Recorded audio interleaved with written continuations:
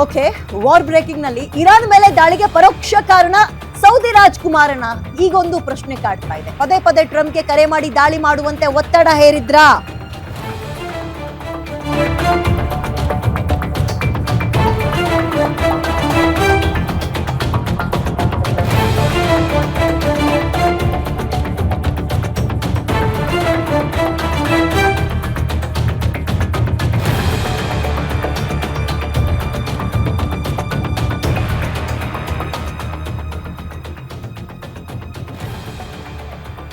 ಟ್ರಂಪ್ಗೆ ಕರೆ ಮಾಡಿ ಮೊಹಮ್ಮದ್ ಬಿನ್ ಸಲ್ಮಾನ್ ಏನ್ ಹೇಳಿದ್ರು? ಪ್ರೆಷರ್ ಹಾಕ್ತಾ ಇದ್ರ? ಹೊರಗೆ ಶಾಂತಿ ಮಂತ್ರ, ಒಳಗೊಳಗೆ ಯುದ್ಧದ ತಂತ್ರ ಮಾಡಿದ್ರ? ಈಗೊಂದು ಅನುಮಾನ ಇದೆ. ಇರಾನ್ ಮೇಲೆ ದಾಳಿಗೆ ಕಾರಣವಾಗಿದ್ದೆ Mohammed bin Salman, crown king ಅಂತ ಕೂಡ ಕರೀತಾರೆ ಇವ್ರು. ಇರಾನ್ ಮೇಲೆ ದಾಳಿಗೆ ಪರೋಕ್ಷ ಕಾರಣ ಸೌದಿ ರಾಜ್ಕುಮಾರನ. ಹಾಗಾದ್ರೆ ಪದೇ ಪದೇ ಟ್ರಂಪ್ಗೆ ಕರೆ ಮಾಡಿ ದಾಳಿ ಮಾಡುವಂತೆ ಒತ್ತಡ ಹೇರಿದ್ರ? ನೋಡಿ, ಇದು ಯಾವಾಗ ಖಮೇನಿನ ಹತ್ಯೆ ಮಾಡಿದ್ರು ಆಗ್ಲೇ ಮುಂದಿನ ದಿನದಲ್ಲಿ ಇದು ಸುನ್ನಿ ವರ್ಸಸ್ ಶಿಯಾ ಆಗೋ ಸಾಧ್ಯತೆ ಇದೆ ಅನ್ನುವಂತಹ ಅನುಮಾನಗಳನ್ನು ವ್ಯಕ್ತಪಡಿಸ್ತಾ ಇತ್ತು. ಹಂಗೆ ಆಗ್ತಾ ಇದೆ. ಈಗ ಇರಾನ್ ಟಾರ್ಗೆಟ್ ಮಾಡ್ತಾ ಇರೋದು ಸುನ್ನಿ ಡಾಮಿನೆನ್ಸ್ ಇರೋ ಕಂಟ್ರಿಗಳನ್ನ ಅಂತ. ಸುನ್ನಿ ಈಗ ಅವರಲ್ಲಿ ಶಿಯಾ ಸುನ್ನಿ ಅಂತಿದಾರಲ್ಲ, ಸೊ ಇವ್ರುಗಳಿಗೆ ಎದುರು ಬದ್ರು ಆಗದೇ ಇಲ್ಲ. ಸೊ ಹಿಂಗೂ ಕೂಡ ಇದು ಲಿಂಕ್ ಪಡ್ಕೊಳ್ತಾ ಇದೆ. ಗೊತ್ತಿಲ್ಲ, ಹಲವಾರು ರೀತಿಯ ಆಂಗಲ್ ಗಳಿಂದ ಇದನ್ನ ನಾವು ಸದ್ಯಕ್ಕೆ ಗಮನಿಸಲೇಬೇಕು. ये इस्राएली फौज है, ये बिल्कुल इस्राएली फौज है, ये स्ट्रेट फायरिंग करे, स्ट्रेट फायर करे इस्राएली फौज, ये इस्राएली फौज है.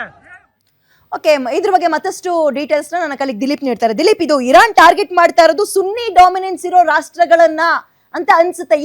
ಈ ಒಂದು ಬ್ರೇಕಿಂಗ್ ಏನ್ ನೋಡಿದ್ವಿ ಅದನ್ನ ನೋಡಿದಾಗ? ಖಂಡಿತ ವಿದ್ಯಾ, ನಾನು ಅವಾಗಲೇ ಏನು ಹೇಳ್ತಾ ಇದ್ದೆ, ಈ ಮೊಹಮ್ಮದ್ ಬಿನ್ ಸಲ್ಮಾನ್ ಏನಿದ್ದಾರೆ ಅವರು ಮೇಲ್ನೋಟಕ್ಕೆ ಶಾಂತಿ ಮಂತ್ರ ಬೋಧಿಸ್ತಾ ಇದ್ರು, ಶಾಂತಿ ಮಂತ್ರವನ್ನು ಪಠಿಸ್ತಾ ಇದ್ರು. ಆದರೆ ಅವರು ಟ್ರಂಪ್ನ ಪದೇ ಪದೇ ಸಂಪರ್ಕ ಮಾಡ್ತಾ ಇದ್ರು, ಆದಷ್ಟು ಬೇಗ ಇರಾನ್ ಮೇಲೆ ದಾಳಿ ನಡೆಸಿ ಅಂತ ಹೇಳ್ಬಿಟ್ಟು ಒತ್ತಡ ಹೇರ್ತಿದ್ರು ಅಂತ. ಇಲ್ಲಿ ಶಿಯಾ ಸುನ್ನಿ ಅನ್ನೋದಕ್ಕಿಂತ ಹೆಚ್ಚಾಗಿ ಹೌದು, ಶಿಯಾ ಪ್ರಾಬಲ್ಯದ ಇರಾನ್ ಸರ್ಕಾರ ಆಗಿದ್ದರೂ ಕೂಡ ಸುತ್ತಲೂ ಇರೋದು ಸುನ್ನಿ ಪ್ರಾಬಲ್ಯದ ದೇಶಗಳು ಆಗಿದ್ದರೂ ಕೂಡ ಇಲ್ಲಿ ಜಾಗತಿಕ ಶಾಂತಿಗೆ ಮತ್ತು ಮಧ್ಯಪ್ರಾಚ್ಯದ ಶಾಂತಿಗೆ, ಏನು ಮಿಡ್ಲ್ ಈಸ್ಟ್ ಅಂತ ಏನು ಕರಿತೀವಿ ಆ ಪ್ರಾಂತ್ಯದ ಶಾಂತಿಗೆ ಇರಾನ್ ಭಾರಿ ಭಂಗ ಆಗಿತ್ತು. ಏನಕ್ಕೆ ಅಂದರೆ ಇರಾನು ಕೇವಲ ತನ್ನಲ್ಲಿ ಅಣ್ವಸ್ತ್ರಗಳನ್ನು ಅಭಿವೃದ್ಧಿಪಡಿಸ್ತಾ ಇರಲಿಲ್ಲ, ಜೊತೆಯಲ್ಲೇನೇ ಹೌತಿ ಇರ್ಬೋದು, ಯಮನ್ನಲ್ಲಿರೋ ಹೌತಿ ಉಗ್ರರಿರ್ಬೋದು, ಜೊತೆಗೆ ಲೆಬನಾನ್ನಲ್ಲಿರೋ ಹೆಜ್ಬುಲ್ಲಾ ಉಗ್ರರಿರ್ಬೋದು, ಜೊತೆಗೆ ಗಾಜಾ ಪಟ್ಟಿಯಲ್ಲಿದ್ದಂಥ ಹಮಾಸ್ ಉಗ್ರರು, ಅವರೆಲ್ಲರಿಗೂ ಕೂಡ ಫಂಡಿಂಗ್ ಮಾಡೋದ್ರ ಮೂಲಕ ಈ ಎಲ್ಲ ಉಗ್ರ ಸಂಘಟನೆಗಳನ್ನ ಬೆಳೆಸ್ತಾ ಇದ್ದರು. ಈ ಮೂಲಕ ವಿಶ್ವಶಾಂತಿಗೆ ಮತ್ತು ಪರ್ಟಿಕ್ಯುಲರ್ ಆಗಿ ಮಧ್ಯಪ್ರಾಚ್ಯದ ಶಾಂತಿಗೆ ಅವರು ಭಂಗ ತರ್ತಾ ಇದ್ದರು.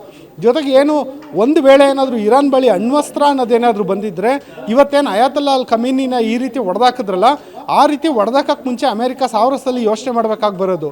ಆದರೆ ಈಗ ಅಣ್ವಸ್ತ್ರ ಇಲ್ದಲ್ಲೇ ಇರೋ ಕಾರಣಕ್ಕೆ ಹೊಡೆದಾಕಂಗಾಗಿದೆ. ಜೊತೆಗೆ ಇನ್ನೊಂದು, ಇಷ್ಟೆಲ್ಲ ಅಣ್ವಸ್ತ್ರ ಇನ್ನೂ ಬಂದಿಲ್ಲ, ಜೊತೆಗೆ ಈ ಎಲ್ಲ ಉಗ್ರರನ್ನು ಕೂಡ ಹೊಡೆದುರುಳಿಸಿ ಈಗಾಗಲೇ ಒಂದು ರೀತಿಯಲ್ಲಿ ಶಾಂತಿಯನ್ನು ಸ್ಥಾಪನೆ ಮಾಡಿದರೂ ಕೂಡ ಇರಾನ್ ಬಳಿ ಇನ್ನೂ ಸಾಕಷ್ಟು ಪ್ರಮಾಣದ ಕ್ಷಿಪಣಿ ಸಂಗ್ರಹ ಇದ್ದಾವೆ. ಇವಾಗ ಏನು ಇರಾನ್ ಬೇರೆಲ್ಲ ದೇಶಗಳ ಮೇಲೆ, ಈಗ ತಾನೇ ಒಂದು ಸುದ್ದಿ ಬಂತು, ನೀವೇ ಹೇಳಿದ್ರಿ, ಬ್ರಿಟನ್ ಮೇಲೆ ದಾಳಿ ನಡೆಸಿದೆ. ಅದು ಬ್ರಿಟನ್ನ ಒಂದು ಸೈಪ್ರಸ್ ವಾಯುನೆಲೆ ಮೇಲೆ ಅಂತ.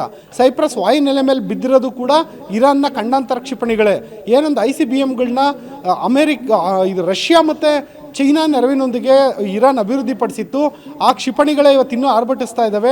ಯಾವಾಗ ಈಗ ಒಂದು ಅಯಾತುಲ್ಲಾ ಖಮೇನಿ ನಂತರ ಅರಾಫಿ ಈಗ ಅಧಿಕಾರ ವಹಿಸ್ಕೊಂಡಿದ್ದಾರೆ, ಈಗ ಅವರ ಒಂದು ಸುಪ್ರೀಂ ಕಮಾಂಡರ್ನ ಸಾರಥ್ಯದಲ್ಲಿ ಈ ಒಂದು ಪ್ರತಿ ದಾಳಿಯನ್ನು ಇರಾನ್ ಸಂಘಟಿಸ್ತಾ ಇದೆ. ಮುಂದಿನ ದಿನಗಳಲ್ಲಿ ಈ ಅರಾಚಿನ ಏನು ಮಾಡ್ತಾರೆ, ಆ ನಂತರದ ದಿನಗಳಲ್ಲಿ ಈ ಕ್ಷಿಪಣಿ ಸಂಗ್ರಹಗಳನ್ನು ಏನಾದರೂ ಇಸ್ರೇಲ್ ಧ್ವಂಸಗೊಳಿಸುತ್ತಾ, ಅಮೆರಿಕ ಏನಾದರೂ ಮತ್ತಷ್ಟು ಸ್ಟ್ರೈಕ್ ಮಾಡುತ್ತಾ ಅನ್ನೋದ್ರ ಮೇಲೆ ಈ ಯುದ್ಧದ ಭವಿಷ್ಯ ನಿಂತಿದೆ Vidya. Okay, thank you Dileep ಡೀಟೇಲ್ಸ್ಗೆ. ಖಮೇನಿ ಅವ್ರ ಮೇಲೆ ಬಹಳ ಕೋಪ ಇದ್ದಿದ್ದು ಇದೇ ಕಾರಣಕ್ಕೆ. ಈಗ ಹೇಳ್ತಾ ಇದ್ರಲ್ಲ, ಲೆಬನಾನಲ್ಲಿ ಹಿಜ್ಬುಲ್ಲಾ, ಗಾಜಾದಲ್ಲಿ ಹಮಾಸ್, ಯೆಮೆನ್ನಲ್ಲಿ ಹೌತಿ, ಈ ಒಂದು ಟೆರರಿಸ್ಟ್ ಆರ್ಗನೈಸೇಷನ್ಗಳನ್ನ ಪಾಲನೆ ಮಾಡಿ ಪೋಷಿಸ್ತಾ ಇರೋದೇ ಇವ್ರುಗಳು ಅಂತ. ಇದಕ್ಕೆ ಗಲ್ಫ್ ಕಂಟ್ರಿಗಳಿಗೆ ಇರಾನ್ ಕಂಡ್ರೆ ಆಗ್ತಾ ಇರಲಿಲ್ಲ. ಮತ್ತಷ್ಟು ಅಪ್ಡೇಟ್ ನೋಡ್ತಾ ಹೋಗೋಣ ಇದೇ ವಾರಿಗೆ ಸಂಬಂಧಪಟ್ಟ